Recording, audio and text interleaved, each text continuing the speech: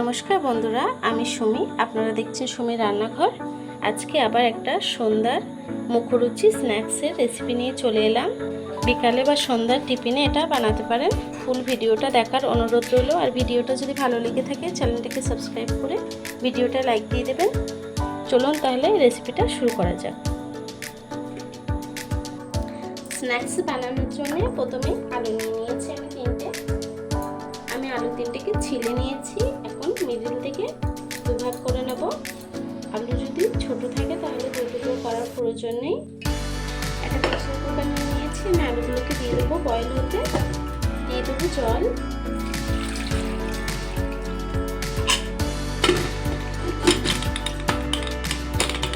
আলুটাকে আমি 4টে সিটি মেরে সিদ্ধ করে নেব।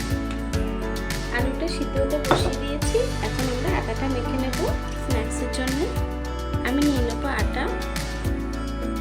আমি নিয়ে নিলাম 3 বাটি আটা। আপনারা চাইলে এই স্ন্যাক্সটা কিন্তু ময়দা দিয়েও করতে পারেন। এখন আটার মধ্যে দিয়ে দেবো কিছুটা নুন,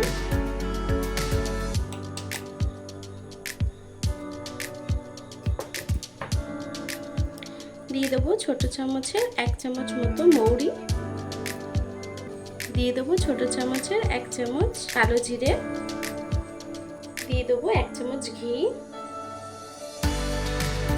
সব উপকরণগুলো একসাথে মাখিয়ে নেব। এখন জল দিয়ে আটাটাকে মেখে নেব। আটাটা কিন্তু খুব শক্ত হবে না, আবার খুব নরম করলে হবে না। দেখুন বন্ধুরা, আমার আটাটা কিন্তু মাখা হয়ে গেছে। এখন আটাটাকে আমি 5 মিনিটের জন্য ঢেকে রাখবো। যে আলুটাকে সিদ্ধ বসিয়েছিলাম, আলুটা কিন্তু সিদ্ধ হয়ে গেছে। বাটা চামচের সাহায্যে আলুটাকে একটু ম্যাশ করে নেব। আলুটাকে ম্যাশ করা হয়ে গেছে। চলুন তাহলে রান্নার দিকে চলে যাই। আমি একটা কড়া বসিয়ে নেব। কড়াইটা গরম হয়ে গেছে। সামান্য একটু তেল দিয়ে দেব।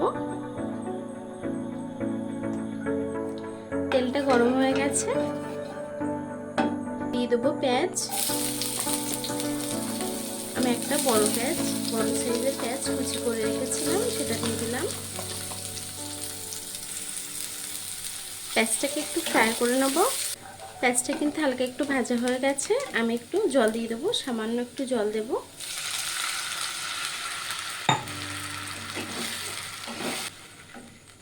গুঁড়ো মশলাগুলো অ্যাড করব।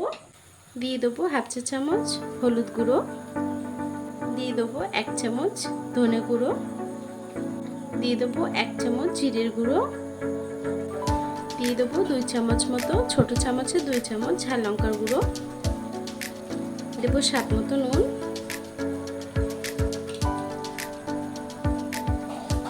যতক্ষণ জলটা না টেনে তেল ছেড়ে দিচ্ছে ততক্ষণ মশলাটাকে একটু রান্না করে নেব। দেখুন মশলাটা কিন্তু তেল ছেড়ে দিয়েছে। এখন সে ম্যাশ করে রাখা আলুটাকে দিয়ে দেবো। আমি আলুটাকে দিয়ে দিয়েছি। মশলার সঙ্গে আলুটাকে সুন্দর করে একটু রান্না করে নেব। আলুটা যেহেতু বয়েল করা, বেশিক্ষণ কিন্তু রান্না করার কোনো প্রয়োজন নেই। গ্যাসটাকে একদম লো করে আলুটাকে একটু রান্না করে নেবো 1-2 মিনিট। আলুটা কিন্তু প্রায় হয়ে এসছে। আমি উপর থেকে একটু ধনেপাতা ছড়িয়ে দেব। ধনেপাতাটা দিয়েও একটু রান্না করে নেব। আমার আলুর পুরটা কিন্তু হয়ে গেছে। এখন আমি আলুর পুরটাকে নামিয়ে নেব।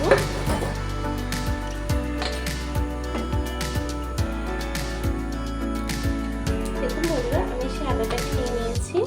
এখন আটাটাকে আমি বড় বড়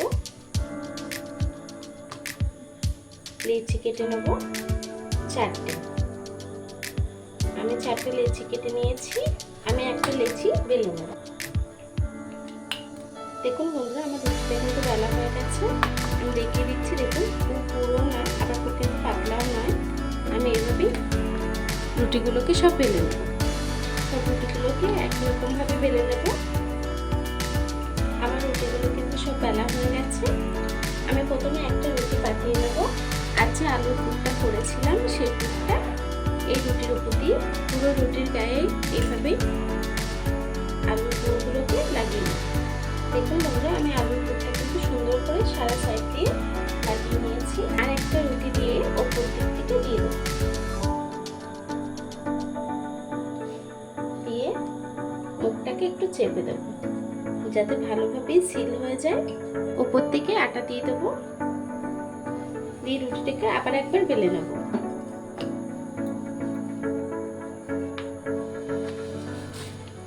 রুটিটা কিন্তু পুরোপুরি বেলা হয়ে গেছে, এখন কেটে নেব সাইড দিয়ে।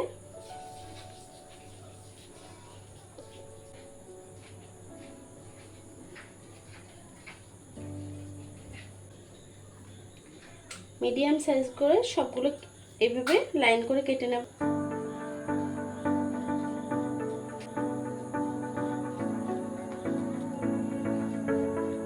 বড় যেন থাকে এভাবেই সবগুলো কেটে নেব। কাটা হয়ে গেছে, একটু বড় করে কেটেছি। এখন এই যে এক এক পিস নিয়ে এটাকে ডিজাইন দেওয়ার জন্য এই যে দুই মুখ নিয়ে এক জায়গায় মিশিয়ে দেবো, আর এই দুই সাইড দিয়ে দুই মুখ নিয়ে এক জায়গায় মিশিয়ে দেবো। দেখুন এইভাবে ডিজাইনটা করে নেব। আমি সবগুলোই সেম ভাবে করে নেব। দেখুন বন্ধুরা, আমার ডিজাইনগুলো কিন্তু হয়ে গেছে। চলুন তাহলে এগুলোকে ভেজে নিই। কড়াইটা বসিয়ে নিয়েছি, কড়াই আগে থেকে তেল দিয়ে দিয়েছি। তেলটা কিন্তু গরম হয়ে গেছে, আমি একে একে সব দিয়ে দেবো। আমি হালকা হাতে একটু নেড়ে দেবো, খুন্তি দিয়ে বেশি গোটাগুটি করা যাবে না। দেখুন বন্ধুরা, আমার এটা কিন্তু হয়ে গেছে, তুলে নেবো। আমি বাকিগুলোকে সেমভাবে ভেজে নেবো, সব দিয়ে দেবো। দেখুন বন্ধুরা, আমার স্ন্যাক্সটা কিন্তু রেডি হয়ে গেছে। মুখরুচি পটেটো স্ন্যাক্স দেখুন কত সুন্দর হয়েছে, ক্রাঞ্চি।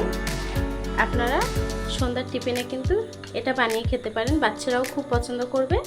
আমার এই ভিডিওটা যদি ভালো লেগে থাকে চ্যানেলটাকে সাবস্ক্রাইব করে ভিডিওটা লাইক দিয়ে দেবে। এতক্ষণ ধরে আমার এই ভিডিওটা দেখার জন্য আপনাদেরকে অসংখ্য ধন্যবাদ।